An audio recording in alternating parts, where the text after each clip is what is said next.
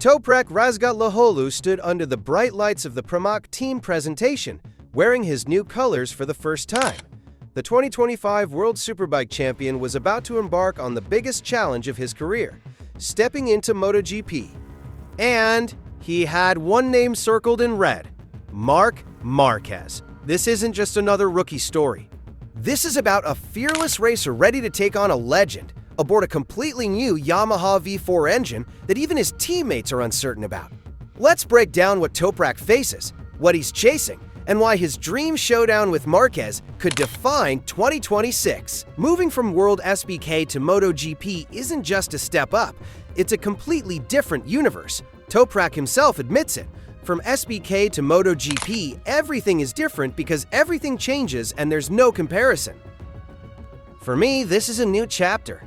Everything has to be written. He's not walking into this blindly. The Turkish star knows the learning curve will be steep, especially on a full season aboard Yamaha machinery. Pramac has expectations. Yamaha has expectations. And Toprak, he has his own. If I manage to do well, it will be something great, he said confidently. But adapting quickly is the priority. I have to quickly adapt to the bike and try to understand it without experimenting too much, Toprak explained. No wild swings, no reckless testing, just focused, deliberate progress. That's the plan as Malaysia approaches.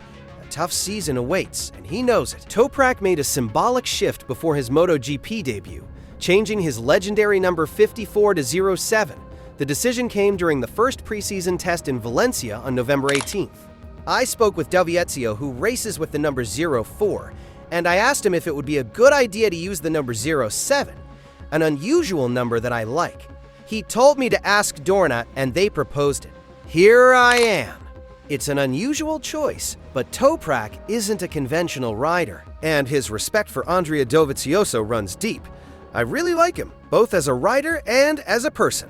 He may not smile often and doesn't show his emotions, but he has a lot of experience. For me, it's very important to listen to him and learn from him. Dovizioso, Yamaha's test rider, becomes a crucial mentor.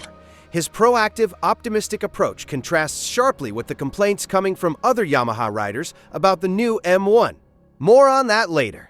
Now, let's talk about the elephant in the room, Marc Márquez.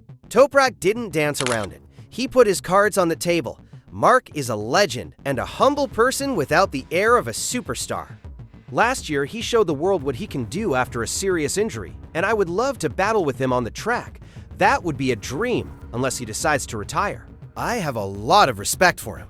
There's genuine admiration here, but also burning ambition. Toprak has tasted championship glory in World SBK. Now he wants to prove himself against the greatest of all time. We have a great relationship, he said with a laugh, but fighting against him would be a dream. This isn't arrogance, it's confidence. Toprak knows what he's up against, and he's not backing down. Marc Márquez represents the ultimate benchmark, the name every ambitious rider wants to beat. And Toprak is no different. Here's where things get complicated.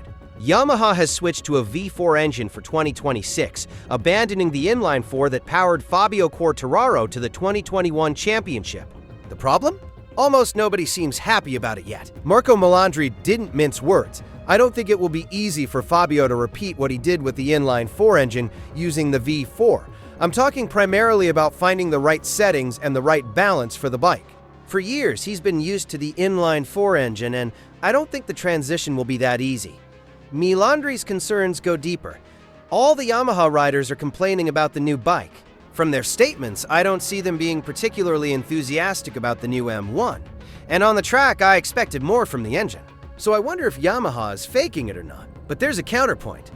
Andrea Dovizioso's approach remains proactive and optimistic, actively developing the bike with full control over the situation. Melandri trusts him. I prefer to trust Andrea because he's developing this bike and has the whole situation under control. Toprak enters the Malaysia test with a clear advantage over Valencia. More bikes, more time, more opportunity.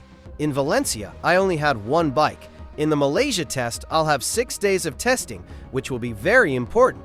Yamaha has promised the latest package will be introduced at the upcoming Sepang test, and all riders will get hands-on experience. Massimo Menegali, Monster Yamaha team director, emphasized commitment. The final test was invaluable, giving us the opportunity to validate key findings before transitioning to 26 testing. We will definitely reach the performance level we desire. We need continued effort and time. The message is clear. Yamaha knows the V4 will continue improving with each meeting. They're playing the long game. And so is Toprak. Yamaha isn't expecting miracles in year one. They understand 2026 will be an adjustment phase for Toprak. The real progress? They're banking on 2027. Toprak shares this view, but his aggressive instinct makes patience difficult. My initial goal is to improve, perhaps to achieve some good positions or even a podium. If that happens, I'll be very happy, he admitted, but his thoughts inevitably drift to the most anticipated confrontation.